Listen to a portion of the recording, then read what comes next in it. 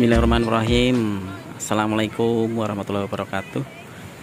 Ya, untuk hari ini kebetulan saya berada di kawasan wisata Pantai Siung ya, hari Senin. Nah, kebetulan ini saya ngetripnya pakai unit Hiace ya, Toyota Hiace tahun 2017. Nah, ini ada cerita sedikit ya, ya mungkin hanya berbagi pengalaman dan berbagi pengetahuan saya mengenai ini ya, soal plat kendaraan, karena sering sekali masih ada yang belum paham mengenai pemanfaatan kendaraan ya, antara plat hitam dan plat kuning. Nah, kebetulan saya bawa plat kuning, mungkin bisa jadi pengetahuan ya. Ya, ceritanya begini, ada yang tanya apakah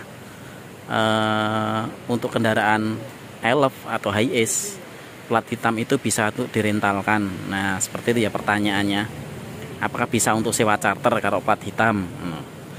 Nah, ini pertanyaan ini sangat mudah dijawab ya. Jelas bisa sekali, sangat bisa sekali, karena semua kendaraan itu bisa disewa, dicharterkan ya, atau dipakai untuk angkutan wisata ya. Nah, namun saya pengen cerita lagi soal plat kuning ini ya, plat kuning. Jadi unit Hiace ini plat kuning kenapa? Karena atas nama PT ya, atas nama PT. Ya, ini PT apa ini? PT 99 Murafa ya. Ini yang lamanya Yogyakarta ya. Kalau plat kuning emang pajaknya murah ya. Misalnya ini kan tahun 2017. Karena plat kuning pajaknya hanya 1.153.000 ya, nih pajaknya murah ya. Oke, nah sementara kalau plat hitam bisa sampai 5 juta rupiah, seperti itu. Selisihnya cukup banyak kan. Nah, akan tetapi karena plat kuning ya, plat kuning yakni kendaraan umum untuk memilahkan antara kendaraan pribadi dan kendaraan umum ya, ini dengan plat kuning ya. Nah, akan tetapi plat kuning ini tidak ada KPS-nya karena sudah tidak bisa diperpanjang. Saya juga belum tahu, informasinya tidak bisa diperpanjang. Nah, biasanya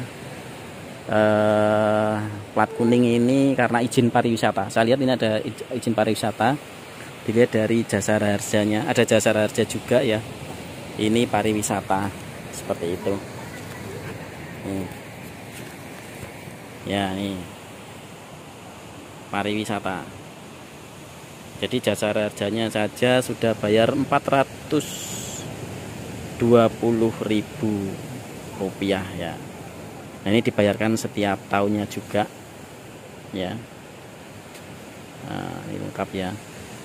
Berlaku hingga ini tanggal 16 bulan 11 2021 sampai 16/11/2022 ya. Jadi cuma 1 tahun ya, ini dibayarkan 1 tahun jasa harja ini. Oke, jadi selain bayar tadi sudah 1.150.000 dan 420. Ini untuk ini. Nah, belum lagi untuk izin pariwisatanya. Izin pariwisatanya biasanya ditentukan oleh pihak PT ya, ada sendiri ya, macam-macam ya. Ada yang bilang sampai 8 juta, ada yang bilang sampai 10 juta, ada yang bilang hanya 5 juta rupiah. Nah, otomatis setiap tahunnya harus mengeluarkan biaya yang cukup lumayan ya. Dengan plat hitam sendiri jadi lebih banyak lagi dengan plat kuning. Nah, seperti itu. Nah, sementara plat kuning dibagi ada 2 ya, ada 2. Yang tadi izin pariwisata dan juga izin trayek. seperti itu ya. Makanya kalau plat kuning justru malah lebih ribet karena kepemilikannya harus atas nama PT, membuat PT-nya pun harus berbagai syarat yang harus harus kita siapkan semuanya seperti itu. Nah, jadi tidak mudah ya membuat PT. Ada plat kuning atas nama pribadi, ada. Misalkan seperti truk-truk seperti ini ya, ada juga plat kuning atas nama pribadi. Kalau seperti ini hanya izin bongkar muat. Biasanya di daerah tertentu ada yang melengkapi izin bongkar muat. Jadi bukan pariwisata atau trayek ya, karena angkutan barang. Ya kalau sementara untuk kendaraan ini kan angkutan penumpang. Ya sama juga dengan kendaraan Panther. Panther pun juga namanya kendaraan angkutan penumpang, meski tidak harus kir. Sementara ini harus kir ya.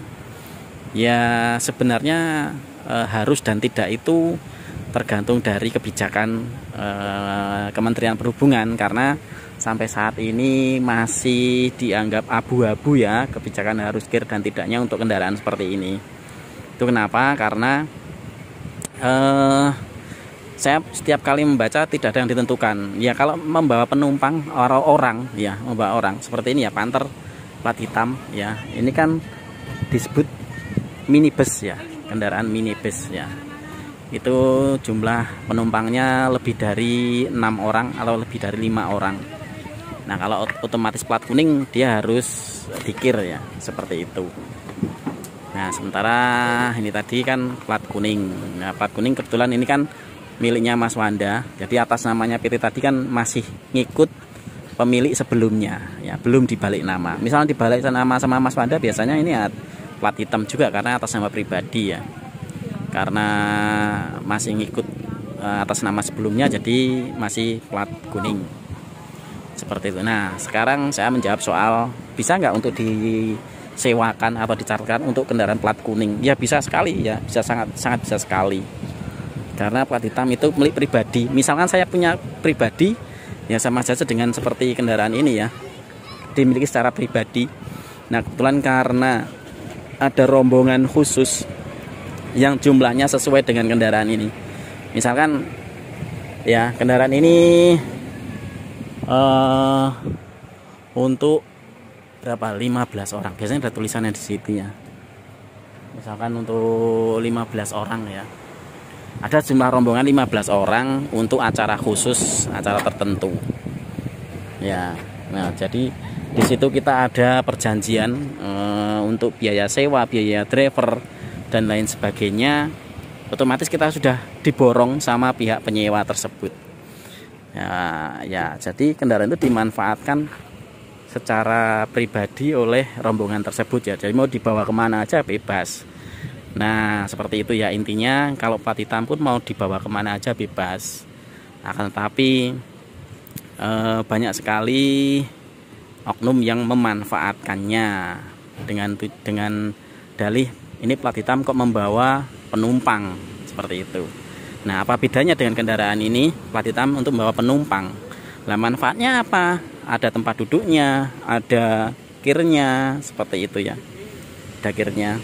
Ini juga ada kirnya ya, kirnya semacam ini sekarang. Kir. Sini ya, jumlah kirnya di sini ya. Nah, ya plat hitam pun ada seperti itu. Ya, ada yang dalih seperti itu. Plat hitam kenapa dipakai untuk penumpang? Nah, ini pemahaman saya. Jadi kalau penumpang, definisi penumpang angkutan umum itu sebenarnya trayek ya, trayek. Misalkan travel, ada travel antar kota, antar provinsi ya. Ya, jadi kendaraan itu digunakan hanya tujuan kota tertentu. Misalkan dari Yogyakarta menuju ke Jakarta. Ya, jadi kendaraan itu hanya dipakai untuk tujuan itu. Nah, dan untuk mengangkut penumpang beda-beda ya tujuannya ya. Misalkan dari kota ini beda-beda. Jadi masing-masing penumpang tidak saling mengenal ya, atau mengambil penumpang dari jalan memungut satu persatu seperti itu. Itu baru yang trayek. Tapi kalau tadi sistem sewa charter kan rombongan, kita mengambil dari satu tempat dan dipakai oleh rombongan itu kemanapun tujuan yang mereka inginkan sesuai kesepakatan ya. Otomatis ya menurut saya ya sah-sah saja seperti itu. Belum ada aturan khusus yang menentukan itu. Makanya masih dianggap masih abu-abu ya soal itu. Nah, akan tetapi setiap kali di razia itu banyak sekali petugas yang menanyakan ini itu ya. Padahal jelas suratnya ada, kirnya ada, SIM-nya ada, penumpang jumlah orang yang di dalam itu juga tidak melebihi kapasitas, nah, tapi masih dipermasalahkan, itu juga ada. Tapi kalau kebetulan ketemu dengan petugas yang benar-benar baik, ya aman-aman saja, sesuai, asal kita jujur omong apa yang kita sedang kita lakukan, tujuan kemana, acara apa, kita mending jujur saja. Nah, tadi tidak ada bedanya dengan kendaraan yang di sebelah ya, plat hitam seperti itu, asal tidak memunguti penumpang di jalan. Ya mungkin itu saja. Ini pemahaman saya. Jika ada yang belum paham mungkin bisa ditanyakan ya. Jadi HiAce atau iLove plat hitam itu bebas untuk disewa atau di charter ataupun dirental gitu. Asal tidak dipakai untuk memunguti penumpang di jalan, misalkan antar kota. Nah, ada ya jalur yang sekarang sudah tidak dilalui di bis angkutan umum tapi dipakai untuk trayek seperti itu. Nah, itu sudah menyalahi aturan ya, kita istilahnya mengambil hak orang lain.